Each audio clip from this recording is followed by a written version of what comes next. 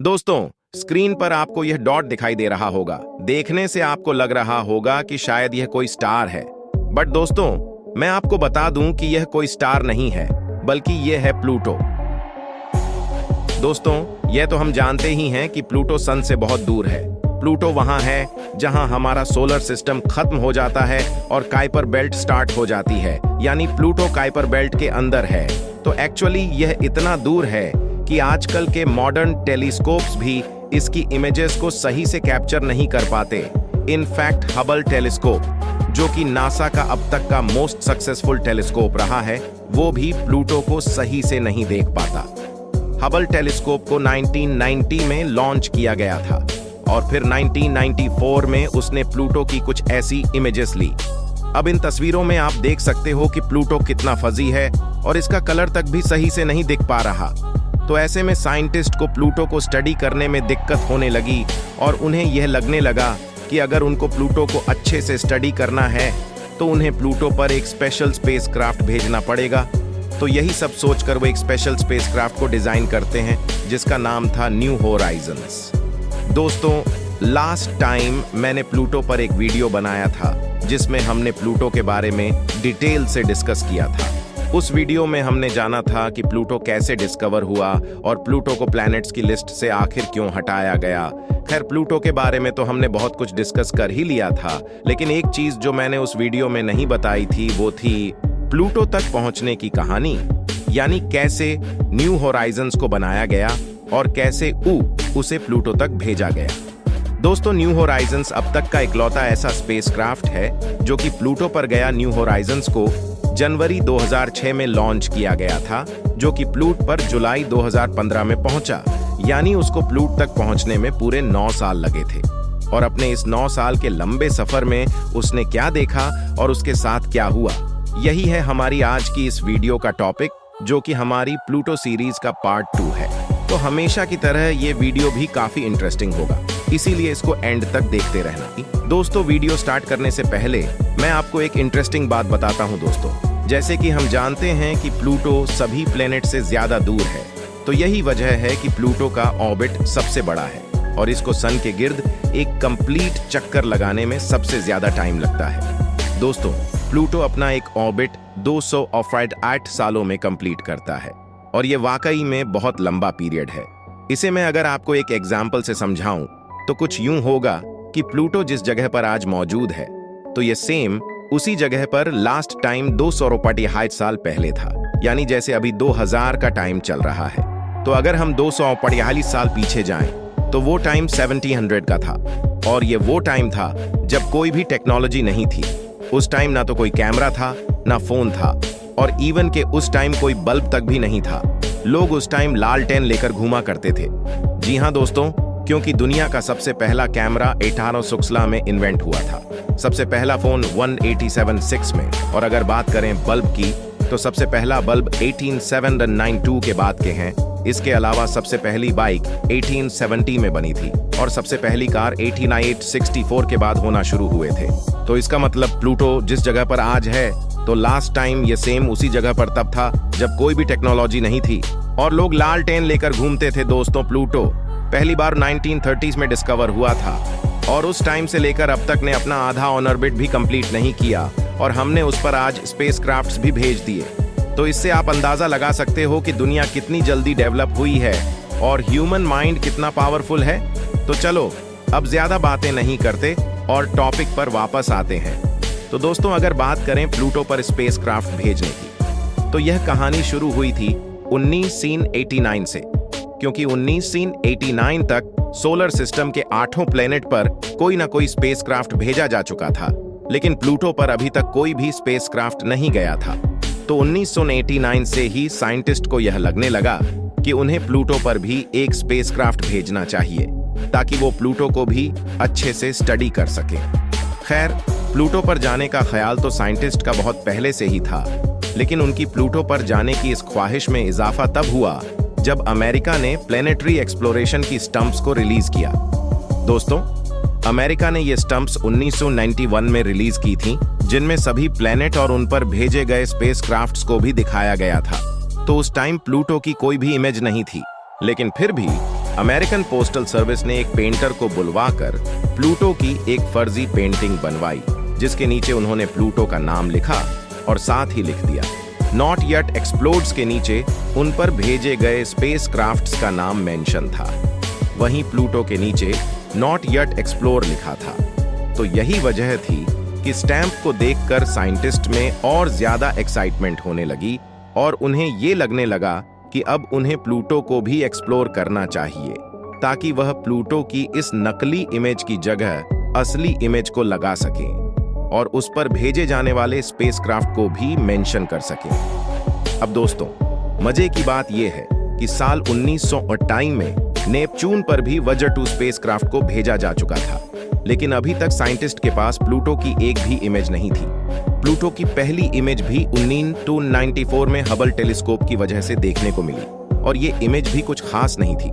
दोस्तों, ये तो हम जानते ही हैं कि प्लूटो की फर्स्ट इमेज सबसे पहले हबल टेलीस्कोप ने 1994 में ली थी, क्योंकि उससे पहले प्लूटो की सबसे क्लियर इमेज ये थी। अब आप सोच रहे होंगे कि ये तो प्लूटो की इमेज है ही नहीं, ये तो स्टार्स की इमेज है। तो जी हाँ, ये स्टार्स की ही इमेज है, लेकिन इस इमेज के अंदर ये वाला स्टार प्लूटो है। बिकॉज प्लूटो इतना दूर है कि पहली बात हम इसे किसी नॉर्मल टेलीस्कोप से देख ही नहीं सकते। अगर हमें इसे देखना ही है तो उसके लिए हमें एक लार्ज ऑपरेटर टेलीस्कोप की जरूरत पड़ेगी, लेकिन उस लार्ज टेलीस्कोप से भी प्लूटो हमें सिर्फ एक स्टार की तरह ही दिखाई देगा, जिसे ढूंढ पाना बहुत ही मुश्किल होगा। तो यही सब चीजें साइंटिस्ट को परेशान करने लगी और उन्हें यह लगने लगा कि अब वक्त आ चुका है कि प्लूटो पर भेजने के लिए उन्हें एक स्पेशल स्पेसक्राफ्ट को डिजाइन करना चाहिए। तो यही सब सोचकर वह नासा से एक न्यू स्पेसक्राफ्ट बनाने की अपील करते हैं और फिर फाइनली 2001 में नासा न्यू होराइजन मिशन को प्लूटो पर जाने के लिए अप्रूव भी कर देता है। खैर, न्यू होराइजन्स को 2001 में ही प्लूटो पर जाने के लिए अप्रूव कर दिया गया था और फिर कई सालों तक काम करने के बाद जब न्यू होराइजन्स बन गया तो उसे 2006 में प्लूटो पर जाने के लिए लॉन्च किया गया। दोस्तों, न्यू होराइजन्स को 19 जनवरी 2006 को लॉन्च किया गया और यह उस टाइम का सबसे फास्टेस्ट स्पेसक्राफ्ट था। इसकी स्पीड एक जेटलाइनर से भी 50 गुना ज्यादा थी और यह इतना फास्ट था कि इसने मून के ऑर्बिट को भी सिर्फ 9 घंटों में ही क्रॉस कर लिया था। डॉक्टर एलन स्टर्न, जो कि इस मिशन को लीड कर रहे थे, उनका यह कहना था कि न्यू होराइजन वाकई में बहुत फास्ट था, क्योंकि जब वो छोटे थे तो चांद पर अपोलो मिशंस को जाने के लिए भी पूरे 3 दिन लगते थे, लेकिन वहीं न्यू होराइजन्स को सिर्फ 9 घंटे लगे, जो कि एक अमेजिंग स्पीड थी। खैर, न्यू होराइजन सिर्फ 9 घंटों में ही मून के ऑर्बिट को क्रॉस कर लेता है और उसके ठीक 4 महीने बाद वो मार्स के ऑर्बिट को भी क्रॉस करके जुपिटर की तरफ निकल पड़ता है। दोस्तों, जब वॉयेजर 2 स्पेसक्राफ्ट को लॉन्च किया गया था तो उसे नेपच्यून तक पहुंचने में पूरे 12 साल लगे थे, लेकिन वहीं अगर हम न्यू होराइजन को देखें तो न्यू होराइजन प्लूटो पर सिर्फ 9 साल में ही पहुंच गया था, जबकि प्लूटो तो नेपच्यून से भी ज्यादा दूर है। अब न्यू होराइजन प्लूटो पर इतनी जल्दी कैसे पहुंचा? इसके पीछे एक बहुत ही बड़ा रीजन था और वह रीजन और कुछ नहीं बल्कि जुपिटर था। दोस्तों, जब न्यू होराइजन मार्स का ऑन ऑर्बिट क्रॉस करके जुपिटर के पास पहुंचा तो उसने जुपिटर की ग्रेविटी का यूज करके एक स्लिंग शॉट क्रिएट किया, जिससे उसकी स्पीड ट्विंग्स पर बढ़ गई और उसका सफर 3 साल और कम हो गया। यानी जहां उसे प्लूटो पर 12 साल में पहुंचना था, वहीं उसने जुपिटर की ग्रेविटी का यूज किया और 12 साल की बजाय सिर्फ 9 साल में ही प्लूटो पर पहुंच गया। यह टॉपिक पर वापस आते हैं दोस्तों। जब न्यू होराइजन जुपिटर के ऑन ऑर्बिट में पहुंचा तो उसने जुपिटर और उसके 4 सबसे बड़े मंस की पिक्चर्स भी ली, जो है गैनीमेड, आयो, यूरोपा और कैलिस्टो। ये चारों मस जुपिटर के सबसे बड़े मस हैं, तो इसीलिए ये बहुत ही खास है। इन सभी मून्स की स्टोरी बहुत ही इंटरेस्टिंग है, जिसे मैंने अपनी इस वीडियो में अच्छे से एक्सप्लेन कर दिया था। इस वीडियो में मैंने बताया था कि कैसे गैलीलियो नाम के एक स्पेसक्राफ्ट को बनाया गया और कैसे इन मंस को स्टडी किया गया। तो अगर आप यह वीडियो देखना चाहते हो तो आप मेरी जुपिटर वाली प्लेलिस्ट को चेक कर सकते हो, वहां आपको यह वीडियो मिल जाएगा। मैं आपको यह रिकमेंड करूंगा कि आप मेरी जुपिटर सीरीज को शुरू से देखो, क्योंकि तभी आप अच्छे से समझ पाओगे। तो चलो अब टॉपिक पर वापस आते हैं। दोस्तों, न्यू होराइजन्स ने जुपिटर के साथ साथ इन सभी मून्स की पिक्चर्स ली और उसके बाद वो जुपिटर के ऑर्बिट से भी निकल गया। और जैसे ही न्यू होराइजन जुपिटर के ऑर्बिट से बाहर निकला तो इसको हाइबरनेशन मोड पर स्विच कर दिया। संगीत गया। अब ये हाइबरनेशन क्या है वेल? अगर आप एक साइंस स्टूडेंट हो तो आपको हाइबरनेशन के बारे में पता होगा, लेकिन अगर फिर भी नहीं पता तो मैं समझा देता हूं दोस्तों। हाइबरनेशन एक्चुअली एनिमल्स में होता है। जब ठंड बहुत ज्यादा हो जाती है तो कुछ एनिमल्स अपने आप को उस ठंड से बचाने के लिए गहरी नींद में चले जाते हैं, जिसे कहा जाता है हाइबरनेशन। हाइबरनेशन की वजह से बॉडी का टेम्परेचर काफी गिर जाता है और बॉडी के सारे केमिकल प्रोसेस स्लो हो जाते हैं, जैसे दिल की धड़कन और ब्लड फ्लो वगैरह वगैरह। हाइबरनेशन के चलते ना ही एनिमल्स को ज्यादा भूख लगती है और ना ही उन्हें ज्यादा एनर्जी की जरूरत पड़ती है, जिसकी वजह से वह सर्दियों में ज्यादा से ज्यादा सरवाइव कर पाते हैं।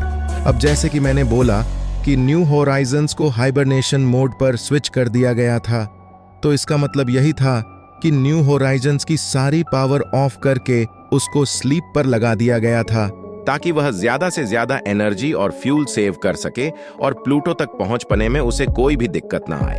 जब न्यू होराइजन्स को हाइबरनेशन मोड पर लगाया गया तो यह हफ्ते में सिर्फ एक बार ही अर्थ पर सिग्नल भेजता था, वो भी इसलिए कि यह पता लगाया जा सके कि यह काम भी कर रहा है या नहीं। दोस्तों, न्यू होराइजन्स ने जुपिटर के ऑन ऑर्बिट को 2007 में क्रॉस किया था और जुपिटर के ऑन ऑर्बिट से निकलने के बाद इसने 2008 में सैटर्न, 2011 में यूरेनस और 2014 में नेपच्यून के ऑन ऑर्बिट को भी क्रॉस कर लिया। मजे की बात यह है कि जब ये इन तीनों के ऑर्बिट से गुजरा तो इसने इन तीनों की एक भी पिक्चर नहीं ली, और वो इसलिए कि जब न्यू होराइजन इनके ऑर्बिट से गुजरा तो यह अपने ऑर्बिट में बहुत ही दूर थे। जब न्यू होराइजन सैटर्न के पास से गुजरा तो सैटर्न 1.42 बिलियन किमी दूर था। ऐसे ही यूरेनस 2.97 बिलियन किमी, और रही बात नेपच्यून की तो नेपच्यून 4.43 बिलियन किलोमीटर दूर था। तो यही वजह थी कि न्यू होराइजन इनमें से किसी भी प्लेनेट की पिक्चर को कैप्चर नहीं कर पाया और जुपिटर से वो सीधा प्लूटो पर ही गया। दोस्तों, न्यू होराइजन्स पूरे 9 साल तक सफर में रहा और अपने 9 साल के इस लंबे सफर के बाद आखिरकार वो काइपर बेल्ट में पहुंच गया। दोस्तों, प्लूटो काइपर बेल्ट के अंदर है और काइपर बेल्ट में न्यू होराइजन्स 2015 में पहुंचा, 14 जुलाई 2015। ये वो दिन था जब न्यू होराइजन प्लूटो के सबसे करीब था। उसने प्लूटो के पास जाकर उसकी बहुत सारी इमेजेस ली और ह्यूमन हिस्ट्री में ये पहली बार था कि प्लूटो की इतनी क्लियर इमेजेस को देखा जा रहा था। और तो और जब न्यू होराइजन्स ने प्लूटो के पास से फ्लाई बाय किया तो उसने प्लूट की एक वीडियो भी रिकॉर्ड की, जो कि कुछ ऐसी दिखती थी इस वीडियो को नासास को भी। इस वीडियो में साफ साफ देखा जा सकता है नासा के लिए एक बहुत ही बड़ी अचीवमेंट थी, और इस अचीवमेंट के बाद डॉक्टर एलन स्टर्न और उनकी टीम ने प्लूट का 1991 वाला एक बड़ा सा स्टैंप उठाया और उस पर लिखा नॉट येट को कट कर दिया, जो बना प्लूटो एक्सप्लोड्स पलो किया गया था। और फिर उसके अगले ही साल यानी 2016 में यूएस पोस्टल सर्विस ने प्लूटो का एक न्यू स्टैप भी रिलीज किया, जिसमें प्लूटो की असली इमेज को लगाया गया और साथ ही न्यू होराइजन स्पेसक्राफ्ट का फोटो भी अटैच कर दिया गया, जो कि वाकई में एक बहुत बड़ी बात संगीत थी। दोस्तों, न्यू होराइजन्स ने प्लूटो की इमेजेस तो ले ली थी, लेकिन इसको सिर्फ प्लूटो की इमेजेस लेने के लिए डिजाइन नहीं किया गया था। इसको इसलिए डिजाइन किया गया था ताकि यह प्लूटो के साथ साथ उसके मंस की भी इमेजेस ले सके, और खास तौर पर कैरन की इमेजेस, क्योंकि दोस्तों यह मैं अपनी पिछली वीडियो में भी बता चुका हूं कि कैरन प्लूटो का सबसे बड़ा चांद है, जो कि साइज में प्लूटो का आधा बनता है। अब यह काफी इंटरेस्टिंग बात है, क्योंकि किसी भी प्लेनेट का चांद इतना बड़ा नहीं है कि वह अपनी पेरेंट बॉडी का ही आधा बन जाए। तो प्लूटो का मून कैरन हमारे सोलर सिस्टम का इकलौता ऐसा चांद है जो कि साइज में अपने प्लेनेट से आधा है। कैरन की ग्रेविटी प्लूटो पर बहुत ज्यादा इफेक्ट डालती है, जिसकी वजह से प्लूटो और कैरन दोनों ही एक दूसरे के गिर्द घूमते रहते हैं। खैर, कैरन के बारे में बताने को और भी बहुत सारी बात है, लेकिन हम टॉपिक को कंटिन्यू करते हैं। दोस्तों, जब न्यू होराइजन प्लूटो के पास पहुंचा तो उसने कैरन के साथ साथ प्लूटो के बाकी 4 मस की भी इमेजेस ली। न्यू होराइजन 14 जुलाई को प्लूटो के सबसे क्लोज था और अपनी क्लोजेस्ट अप्रोच में भी यह प्लूटो से पूरे 2.3 मिलियन किलोमीटर दूर था। न्यू होराइजन्स के अंदर टेलीस्कोप कैमरा को फिट किया गया था, जो कि बहुत दूर से ही इमेजेस को कैप्चर करने की एबिलिटी रखते थे। यही वजह थी कि न्यू होराइजन्स प्लूटो की इतनी क्लियर इमेजेस को कैप्चर कर पाया और साथ ही वह प्लूटो के मंस की इमेजेस को भी ले पाया। तो ये है प्लूटो के मस की वो इमेजेस जो न्यू होराइजन्स ने ली थी। पहले नंबर पर कैरन है, जो कि सबसे बड़ा है। सेकंड निक्स है, जो कैरन से छोटा है, निक्स से छोटा। फिर हाइड्रा है, हाइड्रा से छोटा कैब्रा है, और आखिर में सबसे छोटा है स्टिक्स। तो ये सब इमेजेस बिल्कुल रियल है, जो कि न्यू होराइजन्स ने प्लूटो के पास जाकर ली थी। कैरन की इमेज तो काफी क्लियर है, लेकिन बाकी मस की इमेजेस काफी ब्लर है, क्योंकि एक तो ये काफी छोटे थे और ऊपर से ये काफी दूर भी थे। तो इसीलिए न्यू होराइजन इनकी इमेजेस को सही से कैप्चर नहीं कर पाया। दोस्तों, न्यू होराइजन्स का मेन ऑब्जेक्टिव प्लूटो और उसके मस की पिक्चर्स लेना था, जो कि उसने अब कंप्लीट कर लिया था। तो अब सवाल ये है कि अपना ऑब्जेक्टिव कंप्लीट करने के बाद न्यू होराइजन्स के साथ क्या हुआ। तो दोस्तों, इसका जवाब है कि जब न्यू होराइजन्स ने अपना मिशन कंप्लीट कर लिया, तो साइंटिस्ट ने उसका मिशन एक्सटेंड कर दिया और उसे काइपर बेल्ट की ओर अंदर भेज दिया, ताकि वह काइपर बेल्ट में मौजूद ऑब्जेक्ट्स को स्टडी कर सके। दोस्तों, न्यू होराइजन्स ने प्लूटो को 2015 में स्टडी किया था और फिर ठीक 4 साल बाद यानी 2019 में वह एक और ऑब्जेक्ट के पास पहुंचा, जिसको साइंटिस्ट ने नाम दिया अल्टीमा थूल। साइंटिस्ट का यह कहना था कि उन्होंने आज तक इतनी अजीब चीज नहीं देखी। इसे देखने से ऐसा लगता है जैसे 2 लेंजेस को एक दूसरे के साथ जोड़ दिया हो। खैर, पहले तो इसका नाम अल्टीमा थूल था, लेकिन बाद में इसका नाम चेंज करके एरोकोट रख दिया गया। अगर आप संगीत थूल अब तक का मोस्ट डिस्टेंट टारगेट है, लेकिन न्यू होराइजन्स को और आगे भेज दिया गया, ताकि वो काइपर बेल्ट में और चीजों को भी डिस्कवर कर सके।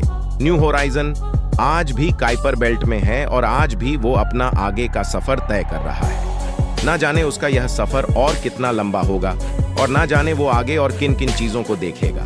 अब दोस्तों, आपके मन में बहुत सारे सवाल आ रहे होंगे, जैसे न्यू होराइजन अगर काइपर बेल्ट में है तो उसे एनर्जी कहां से मिलती है, क्योंकि काइपर बेल्ट में तो सूरज की रोशनी भी नहीं पहुंच पाती। उसके अलावा काइपर बेल्ट में मौजूद चीजों के बीच बीच क्या इतना डिस्टेंस है कि न्यू होराइजन्स को प्लूटो से एरोखट तक जाने में पूरे 4 साल लग गए। तो आई थिंक मुझे इसके लिए एक अलग से वीडियो बनाना पड़ेगा, जो कि हमारी प्लूटो सीरीज का पार्ट 3 होगा।